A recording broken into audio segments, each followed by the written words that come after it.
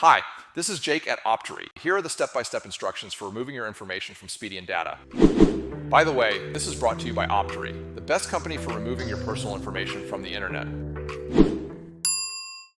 Go to the Speedeon Data website, scroll down, and click Do Not Sell My Information. On the opt-out or deletion form, choose Deletion, Opt-out, and Sensitive Data. Fill in the required info, complete the CAPTCHA, and click Submit. You'll see a confirmation message once your opt-out request is successful and your information will be removed. Congratulations on opting out of Speedeon Data.